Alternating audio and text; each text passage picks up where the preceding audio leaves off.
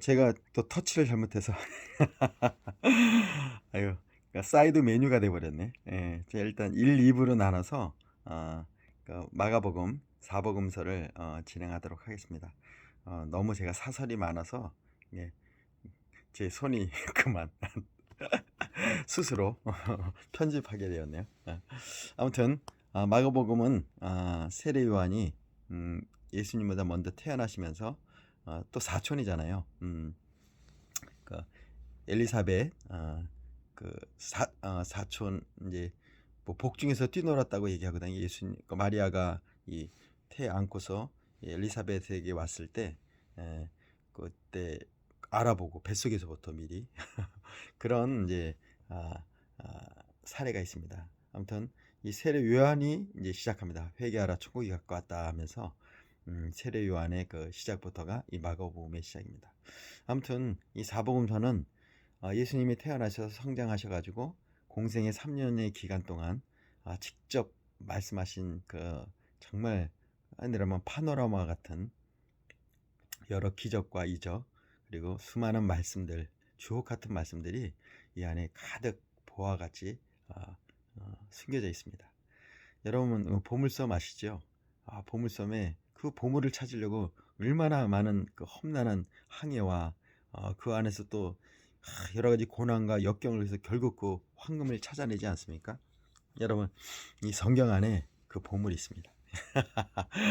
잠언서에도 있지만 정말 지혜는 값진 보석으로 산다고 돼 있고요. 또 여기 보면 또 내가 이제 밭에 나가서 거기서 딱 밭을 일구다가 거기서 안에서 탁 그 보물이 나왔을 때 내 전 재산을 들여서 그 밭을 사는 경우가 있거든요. 음, 아무튼 여러분 오늘 제가 이 사복음서 장편의 사복음서를 읽고 있는데 이 안에서 여러분들이 정말 귀한 보석과 같은 은쟁반의 금사와 같은 말씀을 여러분들이 캐내시길 보물을 찾아서 여러분 것으로 만드시길 이 시간 축복합니다. 저도 그 보물을 찾도록 하겠습니다. 읽으면서 자 그러면 마가복음 시작하도록 하겠습니다. 자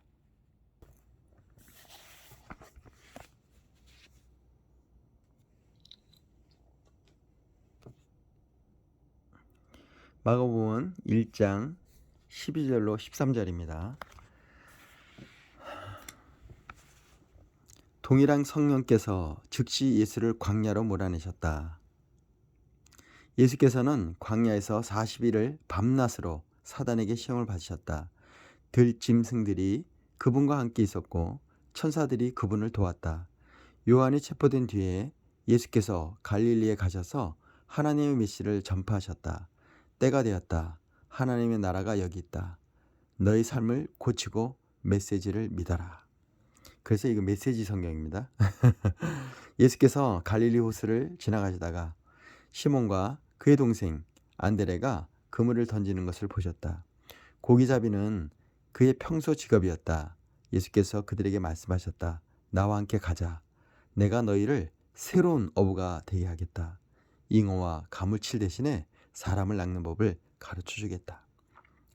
구체적인 잉어와 가물치 대신에 이렇게 얘기하셨네요. 사랑 낳는 어부가 되게 하리라 이렇게 말씀하셨던 그 말씀을 좀 더 아주 생생하게 잉어와 가물치 대신에 사람을 낚는 법을 가르치겠다 하셨니 좀 아주 정말 직접 살아 역사하는 것 같습니다. 영상을 보는 듯 하네요. 그들은 아무것도 묻지 않고 그물을 놓아두고 그분을 따라갔다. 예수께서 호숫가를 갈릴리 호수죠. 제가 성지순례 갔다 왔잖아요. 거의 우리 한강보다 좀 폭이 길이야 뭐 한강이 길고요. 그건 호수니까 예, 굉장히 폭이 한강 제가 여의도 쪽에 저희 집이 합정동 쪽인데 아니 합정동이 아니라 성산동 합정동에 살다가 성산동 가고 거의 진짜 와 나중에 성지순례 가시면 아시겠지만 굉장히 그 한강보다 좀 더 굉장히 큰 폭이 한강보다 여러분들 이렇게 한강 가끔 운동하러 가시는 분들하면 느낄 거예요. 그 정도보다 좀 더 커요. 예. 제가 느끼기엔 그랬거든요. 그래서 한번 갈릴리우스를 느껴보시려면요, 한강에 나가시면 됩니다. 한강에 나가셔서 저기 하면 그 오리배 있잖아요, 유람선, 이런 거 한번 타보시면은 그거랑 똑같다고 보시면, 예수님이 타셨던 그 풍랑이 일었던 그 있잖아요, 배, 그 배를 제가 탔거든요. 그래서 아무튼 여기서 예수께서 호숫가, 그래서 바다, 원래 가끔 바다라고, 갈릴리 바다라고도 얘기들 하잖아요. 근데 그건 당연히 그 짠물이 아니라 호수입니다. 그러니까 예수께서 호숫가를 10여 미터쯤 더 가시다가 세베대의 아들인 야고보와 요한 형제를 보셨다. 그들은 배에서 그물을 손질하고 있었다. 예수께서 곧바로 그들에게 더 똑같이 제안하셨고, 그들은 즉시 아버지 세베대와 배와 품꾼들을 버려두고 그분을 따라갔다. 그들은 가버나움에 들어갔다. 안식일이 돌아오자 예수께서 지체하지 않고 회당으로 가셨다. 예수께서는 거기서 가르치시며 하루를 보내셨다. 사람들은 종교학자처럼 궤변과 인용을 늘어놓지 않는 아주 솔직하고 확신에 찬 그분의 가르침에 놀랐다. 와, 여러분, 저처럼 성경을 많이 읽은 분들은 굉장히 이 내용이 좀 디테일하고, 그래서 약간 좀 처음에 이렇게 듣는 분은 이게 성경인가 할 정도로 놀랄 수도 있을 거예요. 좀 이질감을 느낄 수도 있는데요. 한번 이렇게 성경을, 제가 늘 읽었던 성경하고 또 이렇게 메시지 성경을 통해서 이렇게 아까 잉어 표현했잖아요. 사랑 낳는 어부가 되리라 했는데, 여기는 잉어와 가물치 대신에 사람을 낳는 법을 가르치겠다는 것처럼 굉장히, 제가 현대인의 성경도 읽어봤는데 현대인의 성경보다 좀 더 이렇게 좀 더 부드럽다고 보면 될 것 같아요. 그러면서 지금 제가 읽고 있는 지금 성경책, 지금 제가 개역 개정이거든요. 이렇게 여기서 보시지만 한번 여기를 봐볼까요? 마가복음 그럴까요? 한번 제가 비교해 드릴게요. 이게 처음이, 그래서 차라리 이걸 안 읽고 읽는 분들은 또 좋을 수도 있을 것 같아요. 자, 제가 방금 읽었던 부분을 마가복음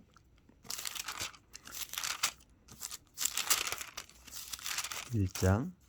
자, 그리고 이 부분이 있어요. 이 부분, 하늘로부터 소리가 나기를 너는 내 사랑하는 아들이라 내가 너를 기뻐하노라 했잖아요. 11절에. 근데 이거는 이제 여기는 달라 1절 1절 이렇게 3절 4절 이렇게 했는데, 아시지만 여기는 1절부터 3절을 이렇게 하나의 이렇게 뭉탱이로 이렇게 뭉탱이로 좀 많이 좀 이렇게 1, 2, 3절을 이렇게 딱딱 나누지 않고 3절을 이렇게 펴듯이 얘기했거든요. 그래서 여기 보시면 아까 제가 읽었던 부분, 여기 11절, 하늘로부터 소리가 나기를 너는 내 사랑하는 아들이라 내가 너를 기뻐하노라 이렇게 했잖아요. 근데 여기 보시면 요거는 그때 얘기해 드리려고 했었는데 여기입니다. 여기 9절에서 11절, 그러니까 세 절을 이렇게 몰아본 거예요. 그럼 제가 9절에서 11절을 한번 읽어볼게요. 그때 예수께서 갈릴리 나사렛으로부터 와서 요단강에서 요한에게 침례를 받으시고 곧 물에서 올라오실새 하늘이 갈라짐과 성령이 비둘기같이 자기에게 내려오심을 보더니 하늘로부터 소리가 나기를 너는 내 사랑하는 아들이라 내가 너를 기뻐하노라 이렇게 됐잖아요. 여기서 보면 그때 예수께서 갈릴리 나사렛에 오셔서 요단강에서 요한에게 세례를 받으셨다.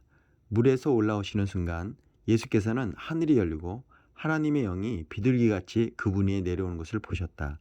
성령과 더불어 한 음성이 들려왔다. 표현 보세요. 여기서 더 느낌이 그런데, 너는 내 사랑으로 선택하고 구별한 내 아들, 내 삶의 전부다. 이렇게 표현했거든요. 내 삶의 전부다. 근데 여기는 하늘로부터 소리가 나기를 너는 내 사랑하는 아들이라 내가 너를 기뻐하느라, 그냥 기뻐하느라. 근데 여기는 내 삶의 전부라. 좀 더 아주 강한 메시지가 느껴지지 않습니까? 그래서 메시지 성경인 것 같아요. 아무튼 여러분, 이게 말씀이 굉장히 디테일하게, 아까 또 이게 사람 낳는 어부가 되리라 내가 했던 게 보시면 여기 17절 보세요. 예수께서 이르시되 나를 따라오너라 내가 너희로 사람을 낚는 어부가 되게 하리라 이렇게 했잖아요. 근데 아까 갑자기 가물치도 나오고 가물치였나요? 가물치죠. 잉어와 가물치 대신에 나와 함께 가자 내가 너희로 새로운 어부가 되게 하겠다. 잉어와 가물치 대신에 사람을 낚는 법을 가르쳐 주겠다. 어떠세요? 내가 너희로 사람 낚는 어부가 되게 하리라. 아주 심플하게 나온 말씀에 비해 굉장히 이렇게 많이 풀어서 직접 물고기까지 대입을 시키면서 이렇게까지 표현을 했습니다. 그래서 저처럼 이렇게 성경을 많이 보신 분들은 이거 성경 같지가 않아 하고 안 읽을 수도 있을 것 같아요. 실제 제가 지금 읽는데 이거를 보시는 분이 세 분밖에 없어요. 예, 그만큼 이게 좀 이렇게 좀 뭐랄까 그래도 계속 읽으시는 거 보면 이게 또 그냥 저의 왕팬이신지 모르겠는데 그냥 아빠의 음성으로 아빠의 목소리를 듣고 싶어서 그냥 쭉 보시는 분일 수도 있고요. 예, 정말 아니면 정말 괜찮다 한번 이렇게 말씀 한번 읽어보자라고 하시는 분도 있을 것 같은데 아무튼 그런 차이를 제가 이렇게 직접 보여드리려고 이렇게 해봤습니다. 지금 좀 더 아주 빨리 읽어 나가려고 했는데 그거보다는 이번에 정성스럽게 사랑 담겨서 읽으려고 한 거니까요. 그만큼 아까 지금 제가 읽는 성경하고 좀 완전히 색깔이 좀 다릅니다. 그러나 어떤 면에서는 좋을 것 같아요. 처음 성경을 접하는 분들에게는 차라리 이게 더 나을 수도 있겠다. 예, 좀 물에 이렇게 우리 수영하기 전에 준비 체조를 하잖아요. 그리고 물에 살짝 담그잖아요. 가슴 이렇게 또 이렇게 손 이렇게 온몸에 이제 물들고 그런 어떤 워밍업 할 수 있는 말씀이 아닌가 싶습니다. 자, 그러면 이제 본격적으로 이제 제가 구분을 직접 해드렸으니까 읽도록 하겠습니다.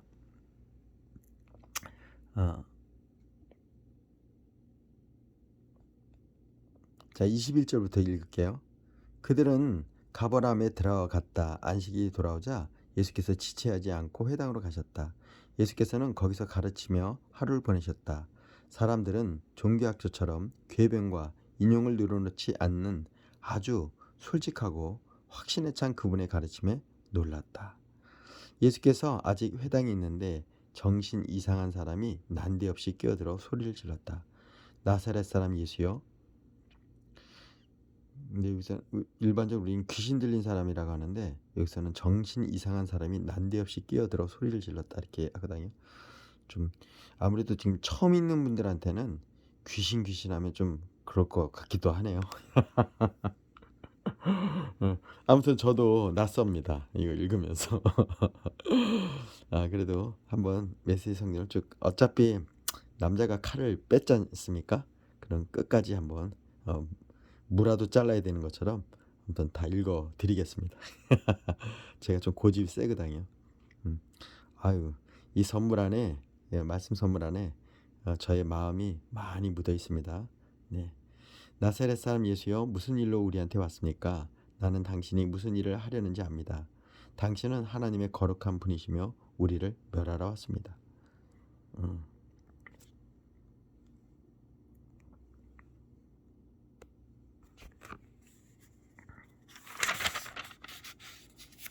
자, 잠시 정지가 안 되고 계속 진행이 되네요. 그래서 계속 읽어 나가야 될 것 같아요. 이 휴대폰이 좀 좋은 걸 샀는데 모르겠어요. 몇 번 떨어뜨려서 그런지 이게 가끔 작동이 안 될 때가 있어요.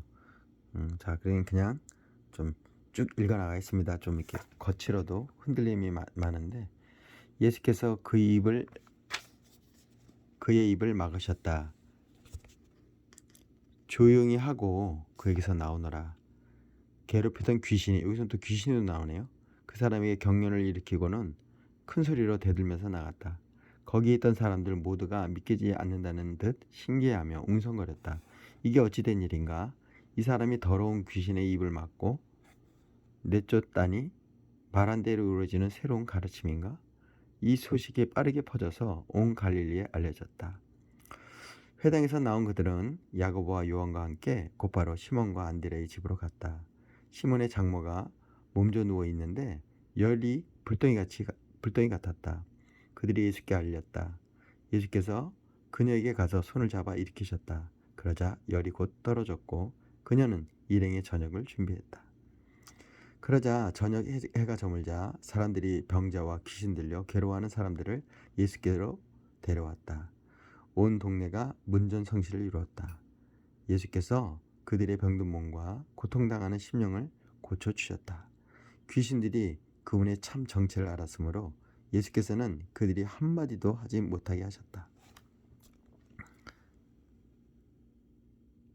날이 밝기 한참 전에 예수께서 일어나셔서 한적한 곳으로 기도하러 가셨다.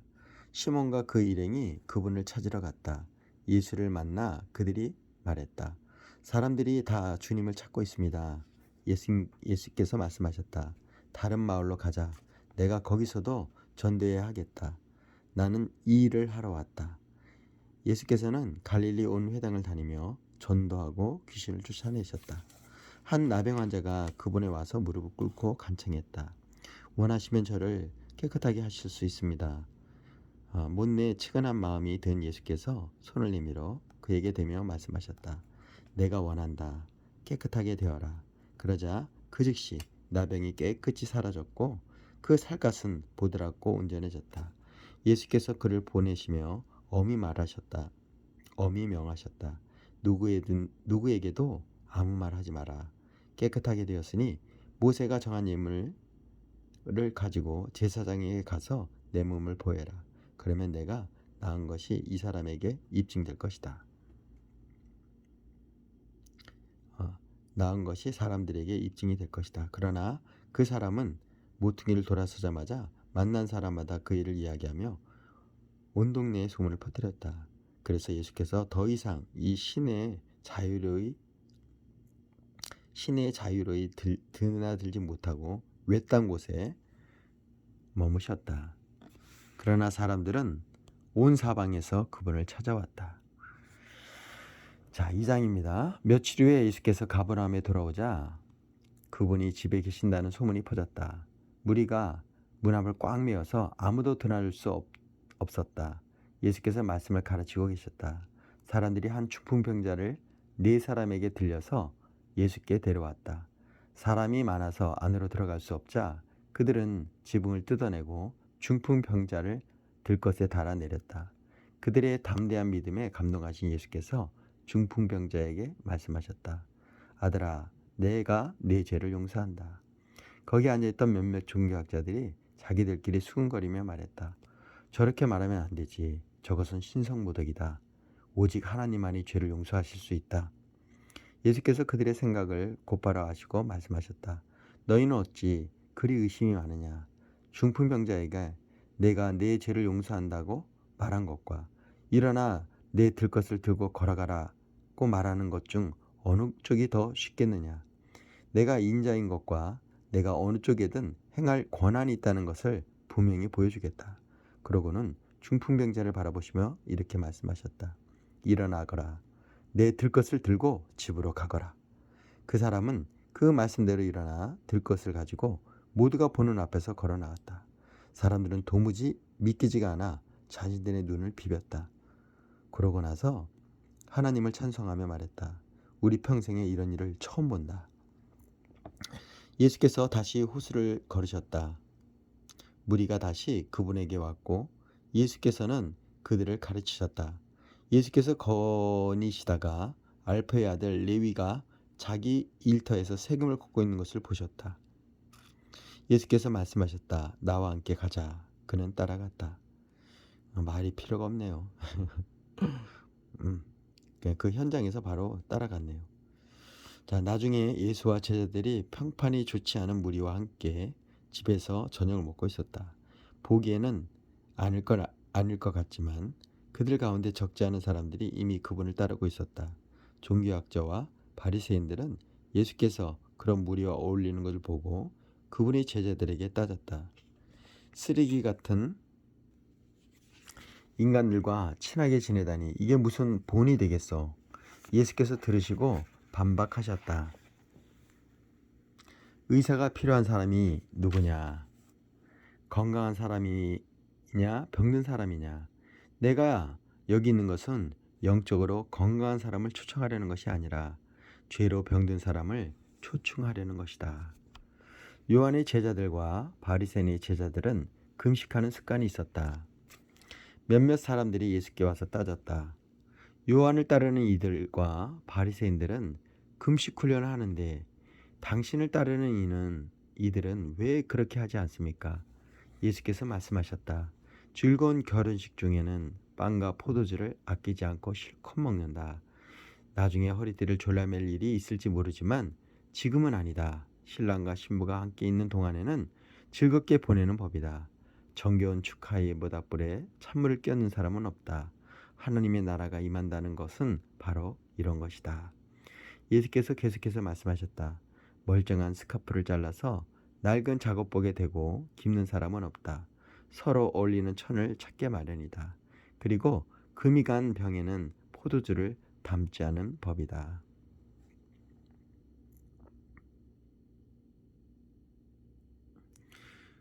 원래 여기 포도주 있잖아요. 천도 그렇지만 그 샘배 조각이라고 얘기도 하기도 하고 그리고 포도주는 새 포도주를 새 부대에 담는다고 이렇게 얘기를 하거든요. 부대라고 하는데 여기는 병으로 표현을 했어요. 아무튼 제가 읽는 말씀하고 굉장히 병과 부대하고는 좀 다르잖아요. 근데 여기서 이제 좀 쉽게 표현한 것 같아요. 원어에는 어떻게 나왔는지 제가 보질 않았는데 아무튼 이건 병으로 이렇게 포도주를 담지 않는 법이다. 이렇게 금간 병에는 낡은 부대로 얘기했는데 제가 알기로는 그 부대하면은 저희 가죽 그 우리 짐승을 잡아서 그 안에다가 가죽에다가 이렇게 포도주를 담는 거로 알고 있는데 여기는 이제 병으로 표현을 했네요.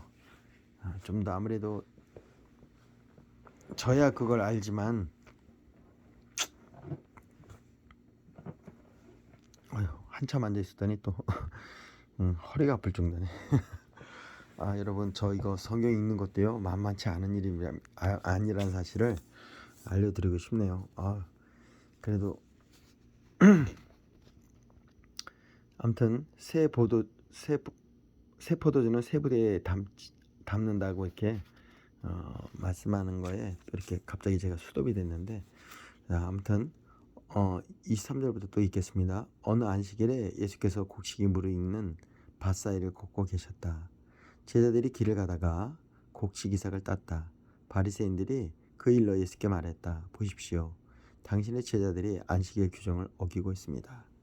예수께서 말씀하셨다. 너희는 다윗이 배고플 때 자기와 함께한 동료들과 한 일을 읽어보지 못했느냐?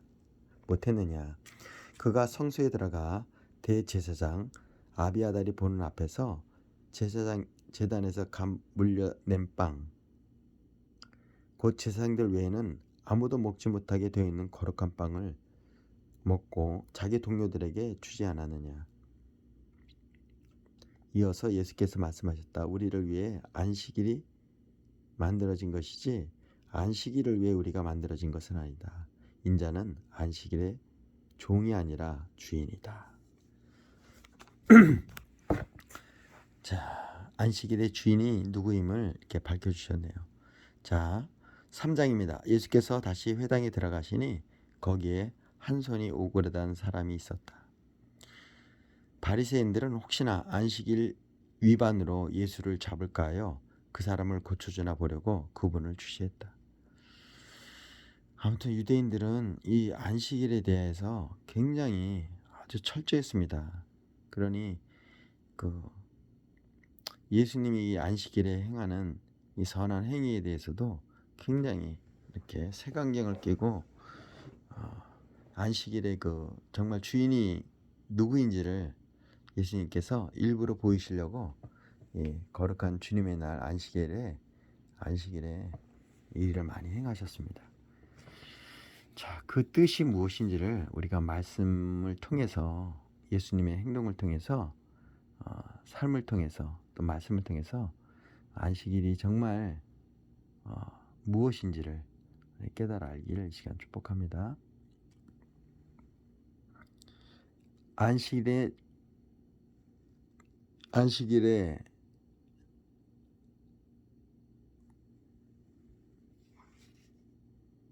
손이 오그라든 사람에게 말씀하셨다.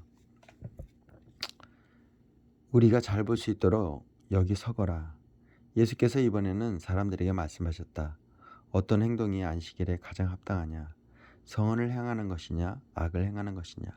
사람을 돕는 것이냐? 무력한 상대로 버려두는 것이냐? 아무도 말이 없었다. 예수께서는 그들의 비정한 종교에 노하여 그들의 눈을 하나씩 쳐다보셨다. 그러고는 그 사람들에게 말씀하셨다. 내 손을 내밀어라. 그가 손을 내밀자 그 손이 새 손과 같이 되었다. 바리새인들은 서둘러 그것을 빠져나가 어떻게 하면 헤롯 당원들과 함께 합세하여 그분을 파멸시킬 것인지 흥분하며 이야기했다. 자, 이제 12사도입니다. 예수께서 그것을 피해 제자들과 함께 바닷가로 떠나셨다. 그러나 갈릴리에 큰 무리가 따라왔고 유대와 예루살렘과 이두메와 요단강 건너편 두로와 시돈 근방에서도 큰 무리가 따라왔다. 그들은 말로만 전해 듣던 것을 직접 눈으로 보려고 왔다. 예수께서는 무리에게 밟히지 않도록 제자들에게 배를 준비하게 하셨다. 예수께서 지금까지 많은 사람들을 고쳐주셨으므로 온전치 못한 사람은 서로 밀고 당기며 그분에게 다가서 그분을 만지려고 했다. 악한 귀신이 그분을 알고는 엎드려서 울부짖었다. 부르짖었다. 당신은 하나님의 아들입니다. 그러나 예수께서는 그 말을 받아들이지 않으셨다. 그들의 입을 다물게 하여 자신의 정체를 사람들에게 알리지 못하게 막으셨다. 예수께서 산에 올라가셔서 자신이 원하는 사람들을 초청하셨다. 그들이 함께 올라갔다. 예수께서 12명을 정하시고 그들을 사도로 임명하셨다. 그분의 계획은 그들로 자신과 함께 있게 하고 그들을 보내 말씀을 선포하며 그들에게 귀신을 쫓아내는 권세를 주시려는 것이었다. 그 12명은 다음과 같다. 시몬, 나중에 예수께서 그에게 베드로 곧 바이라고 이름을 지어주셨다. 세베대의 아들 야고보, 야고보의 동생 요한. 예수께서 세베대의 두 아들에게는 천둥의 아들을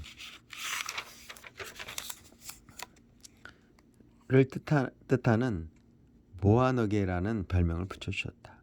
안드레, 빌립, 바돌로메, 마테, 도마, 알페의 아들 야고보, 다데오, 가나안 사람 시몬, 가룟 유다. 그분을 배반한 자, 예수를 판 자지요. 자, 예수님께서 집에 오시자 여느 때처럼 무리가 모여들었다. 예수께서 이것저것 해달라는 청하는 사람들이 많아서 그분은 식사할 겨를조차 없었다. 예수의 친구들이 상황을 듣고서 필요하다면 억지로라도 그분을 구해내려고 왔다. 그들은 그분이 정신을 잃어가는 것은 아닌지 의심했다. 예루살렘에서 종교학자들이 내려와서 예수가 마술을 부리고 마귀의 속임수를 써서 그의 능력으로 사람의 이목을 끌고 있다는 소문을 퍼뜨렸다.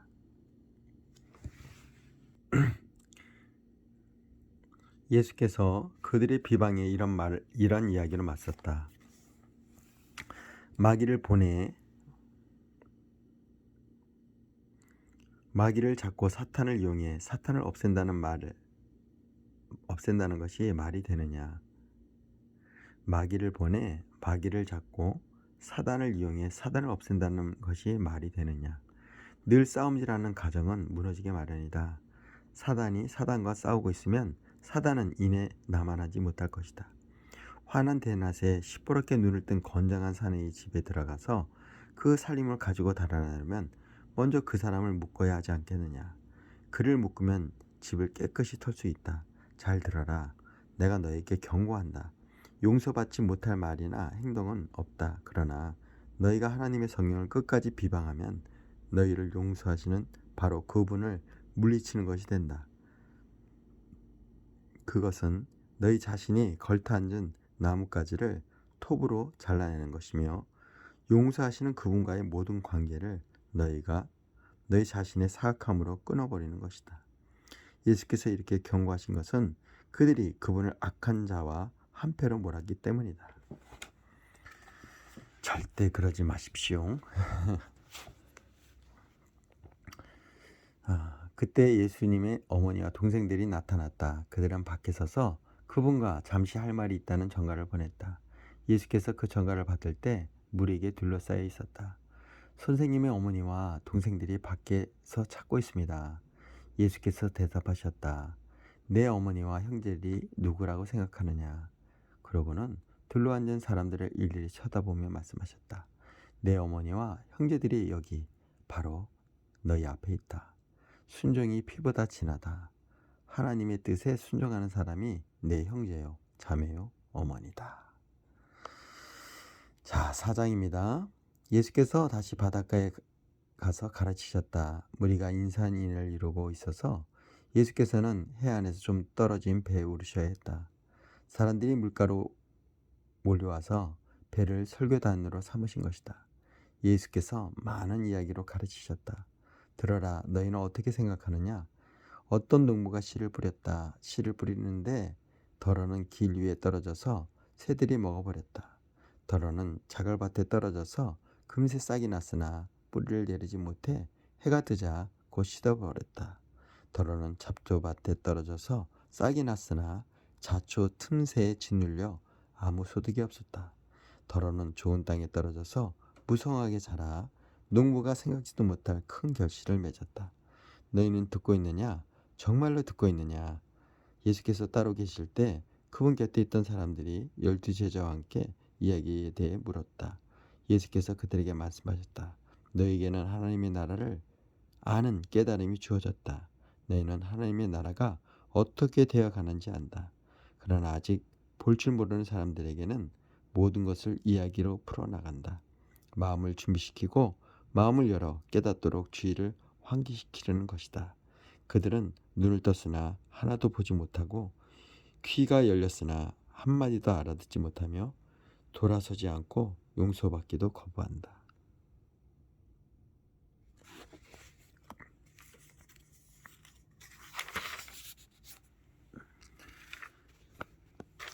예수께서 계속 말씀하셨다. 이 이야기가 어떻게 되어가는지 알겠느냐? 내가 하는 모든 이야기는 이렇게 이루어진다. 농부가 말씀을 뿌린다. 어떤 사람은 딱딱한 길밭에 떨어진 씨와 같다. 말씀을 듣자마자 사단이 그 속에 뿌려진 것을 낚아채 갔다. 또 어떤 사람은 자갈밭에 떨어진 씨와 같다.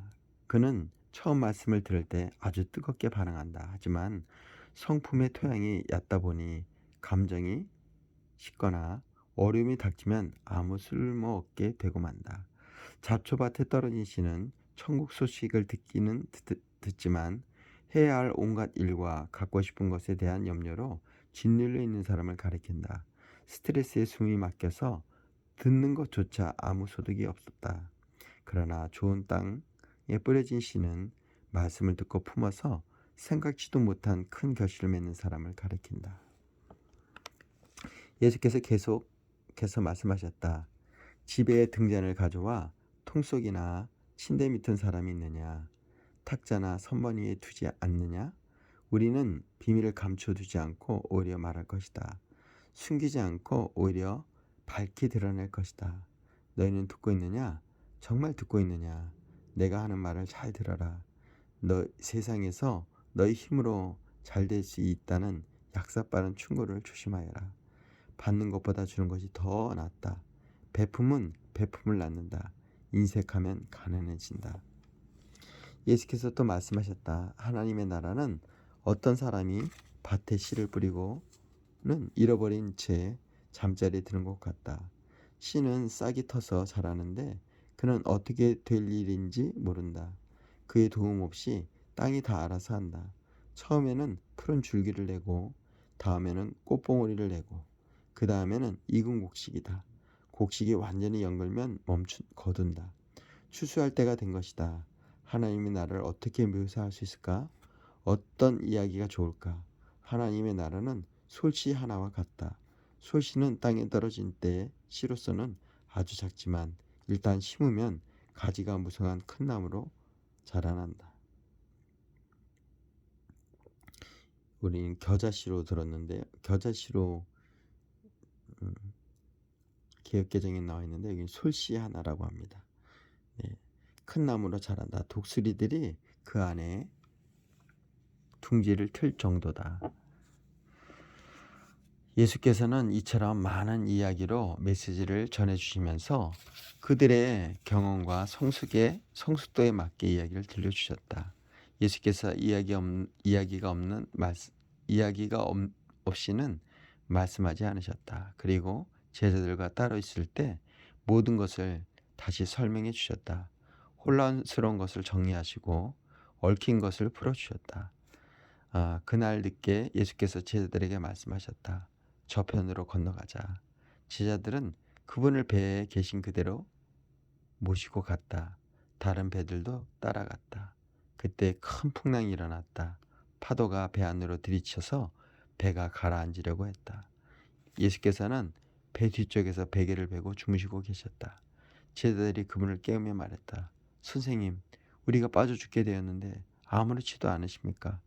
잠에서 깬 예수께서 바람에게 조용하라고 하시고 바다에게 고요하여라, 잠잠하여라 하고 말씀하셨다.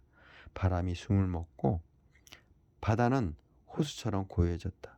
이건 또 바다라고 표현하네요. 갈릴리 호수인데 예수께서 제자들을 꾸짖으셨다. 어째서 너희는 이토록 겁이 많으냐? 그렇게도 믿음이 없느냐? 그들은 놀라고 두려워서 어쩔 줄 몰라 했다. 도대체 이분은 누구신가? 바람도 바다도 마음대로 부리시다니. 자, 오늘은 4장까지 읽도록 하겠습니다. 네. 오늘 제가 사담을 좀 많이 곁들여서 좀 이 성경을 이렇게 그냥 쭉 끊어짐 없이 들으려고 하셨던 분한테는 참 죄송한 마음이 드네요. 그러나 저 이후로는 좀 이렇게 좀 심플하게 읽어나가려고 하겠습니다. 굉장히 제가 이제 말씀을 읽는데 조금 이제 약간 이 거부 반응이 오는 것 같아서요. 여기까지 읽어야 될 것 같습니다. 제가 말씀드렸잖아요. 제 난독증이 풀린 지가 얼마 안 됐다고요. 성경을 읽지 못했어요, 제가. 참 놀라운 사실 아닙니까? 성경을 그렇게 많이 읽었는데 제가 이게 난독증 때문에 그동안 성경을 읽지 못해서 굉장히 힘들었었는데 최근에 이제 말씀을 읽게 되었어요. 그래서 지금 그동안 제가 얼마나 갈급했던지 지금 여러분한테 그 말씀을 매일 읽는 잠언, 아빠가 읽어준 매일 읽는 잠언, 매일 큐티, 그리고 찬양도 하고요. 또 그리고 또 최근에 결혼기념일 때 시편 전편을 150편 전편을 읽지 않았습니까? 그리고 또 이번에 또 마침 또 이제 예수님의 생신을 맞이해서 성탄절을 맞이해서 예수님의 그 태어남과 그 공생의 모든 삶, 마지막 부활 승천하실 때까지, 그리고 나서 다시 이 땅에 오셔서 제자들에게 마태복음 28장이 말씀에 대로 하늘과 땅의 모든 권세를 내게 주셨으니 그러므로 너희는 가서 아버지와 아들과 성령으로 세례를 주고 내가 분부한 모든 것을 가르쳐 지키게 하라. 볼지어다 그러하면 세상 끝날까지 너와 동행하리라. 이게 우리 아들 이름을 여기서 그래서 지었거든요. 가르쳐 지키게 하라. 그래서 우리 아들 이름이 훈자가 들어갑니다. 그러면 세상 끝날까지 너와 동행하겠다라는 하나님의 말씀대로 우리 아들이 하나님의 말씀을 가르쳐 지키게 하는 사람이 되었을 때 세상 끝날까지 임마누엘 하나님께서 우리 아들과 함께 동행하실 것이라는 그런 마음을 주셔서 우리 아들 이름에는 가르칠 훈자, 훈이란 이름이 들어가 있습니다. 예, 아무튼 제가 최근에 난독증 때문에 많이 힘들었다가 지금 이제 풀려서 말씀이 있는데요. 가끔 읽다가 그런 증상이 조금씩 올 때가 있어요. 그러면은 제가 또 말씀을 이렇게 또 왜냐면 앞으로를 준비해야 되기 때문에 갑자기 또 그런 난독 증상이 생기면은 모든 게 숲으로 돌아가지 않겠습니까? 그래서 오늘은 마가복음 좀 사담을 많이 끼워넣어서 죄송하지만 여기까지 제가 이렇게 읽도록 하겠습니다. 급격히 제가 지금 많이 다운이 돼서 그 증상이 오는 것 같아요. 그래서 여기서 죄송하지만 제가 이렇게 아빠가 여러분에게 아빠를 위해서 기도해 주세요. 아빠가 이렇게 다시 또 그 난독증으로 힘들지 않게 여러분들이 아빠의 음성을 계속 듣고 싶으면 아무튼 여러분 사랑하고 축복합니다. 기도할게요. 할렐루야. 사랑해 주님 감사합니다. 오늘도 우리 사랑하는 아들 딸들에게 말씀으로 이렇게 같이 호흡할 수 있어서 너무 감사합니다. 우리 사랑하는 아들 딸들이 말씀을 귀하게 여기고 말씀이 소중히 여겨서 하나님의 말씀 안에서 자유롭고 안식을 누리는 삶이 되게 축복하여 주옵소서. 오늘 거룩한 주일날 하나님께 예배하며 또 말씀 보며 그 안에서 누리고 즐거워하며 기뻐하며 다윗처럼 춤추며 노래하는 우리 사랑하는 아들딸들이 되길 축복합니다. 하나님 정말 우리 아들딸들을 사랑합니다. 우리 자녀들을 축복합니다. 다음 세대들을 하나님께 올려드립니다. 저 하늘의 그 생명책에 아주 각인되게 하여 주시고 흐려지지 않는 이름이 되게 하여 주시옵소서. 우리 아들 딸들을 사랑하시고 축복하시는 예수님의 이름으로 기도했습니다. 아멘입니다. 여러분을 사랑합니다. 축복하고요. 아빠에게 주신 이 축복권을 우리 사랑하는 저에게 육신의 아들 딸들이지만 영으로 여러분들을 나의 자녀를 삼고 싶네요. 사랑합니다. 또 이 아빠의 그 말씀의 행진은 계속 진행될 것입니다. 자, 샬롬.